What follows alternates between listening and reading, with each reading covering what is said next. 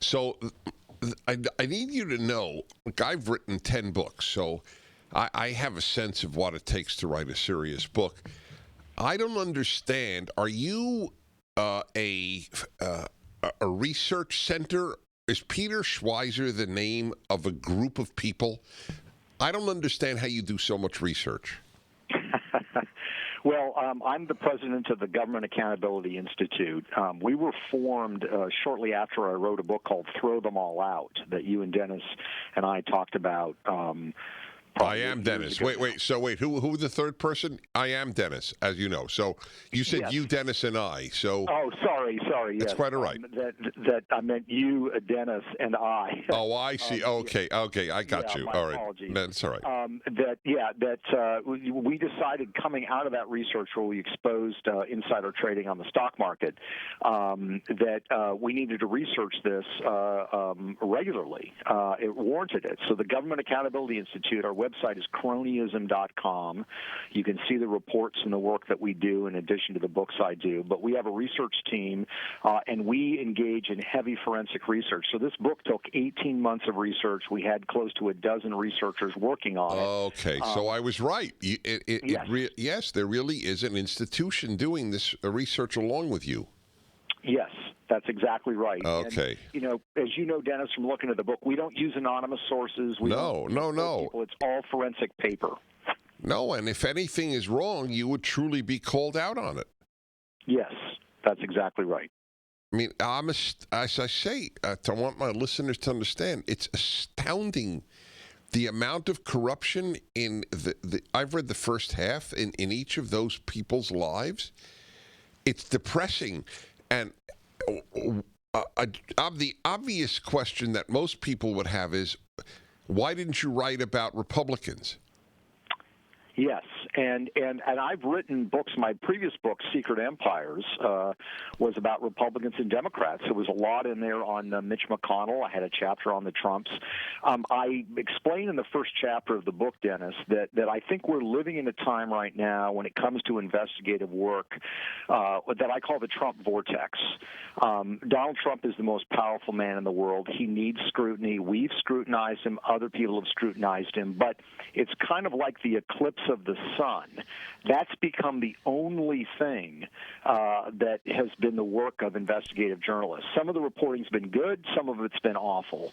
I felt the need to look at people that are either aspiring to his position or are in senior positions of responsibility to make sure that people know what they have in terms of connections, cronyism, corruption that they've engaged in.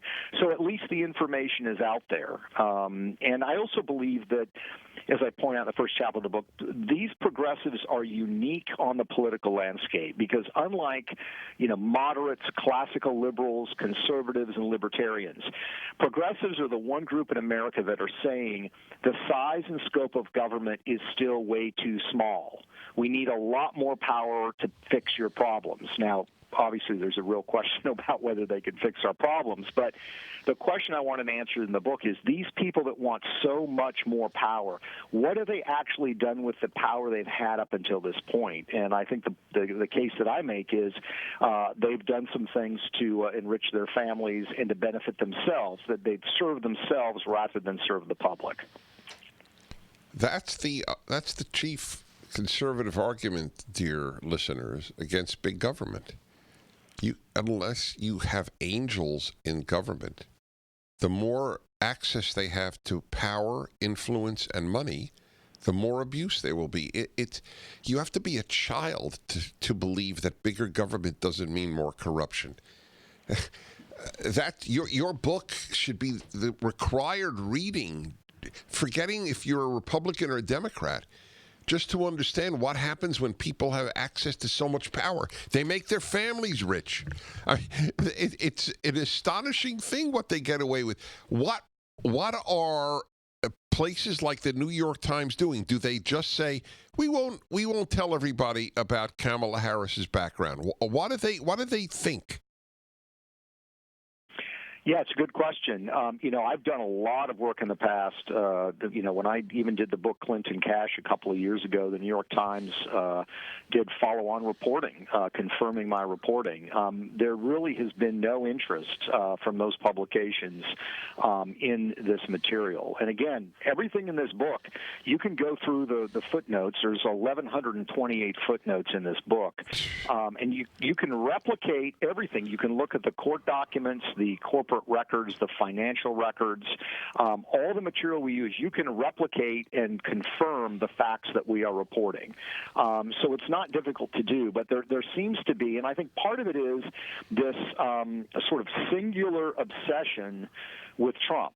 And look, I get it. Part of it is he's the most powerful man in the world, but the other part of it is there is this fixation, I think, within the media to say, I want to be the guy that finally does this guy in. That's fine. I mean, you can do that, but you cannot and should not do that at the expense of reporting on other people. You need to know who Elizabeth Warren's family does commercial business with and how she made her money. You need to know Bernie Sanders' financial secrets. You need to know the fact that, 5 members of Joe Biden's family did very, very well while he was vice president for things they really weren't qualified to be paid for. You need to know those things, and that's why we felt the need to do this book. It is, I have to say, on some level, a little depressing. It's just one thing on top of the other. You don't have to answer this, and it's only out of interest and curiosity that I ask it. Of the list of major Democrats that I just enumerated for the listeners, are some more egregious than others, or are they all pretty much egregious? I think some are more egregious than others. It's interesting, Dennis. I've had a lot of friends and people who have read the book, and different chapters stand out to them in different ways. Some people are shocked by Joe Biden. Others read the Bernie Sanders chapter, and they're like, my God, I never heard any of this before, and I'm shocked. The Kamala Harris one resonates with people because you're dealing in some cases with, as I argue in the book, basically covering up some very, very serious crimes. So it's a hard question to answer. I think it's going to be in the eye of the beholder, as it were, for people to decide, because the methodologies and the approaches that these individuals use are often very different too. Some of them are merely trying to enrich their families. Others are trying to concentrate power for their political benefit. So the methods and the styles are very different. When I read the Kamala Harris chapter, what came to my mind, and we're going to take a break and then I'd like you to answer it. What came to my mind was the fixation on infidelity on the part of Donald Trump. But, I mean, if what you wrote is true, and I had a sense of this prior to reading your book, she was with a married man for years just to get into positions of power. You don't have to be married, folks, to commit adultery. I am not fixated on it, but people are fixated on Donald Trump's sexual past. I want Peter Schweizer to tell me why they wouldn't be if Kamala Harris, let's say, is chosen as a vice presidential candidate. The book is Profiles in Corruption. Peter Schweizer is the author, and it's up at DennisPrager.com. The Dennis Prager Show, live from the Relief Factor Pain-Free Studio.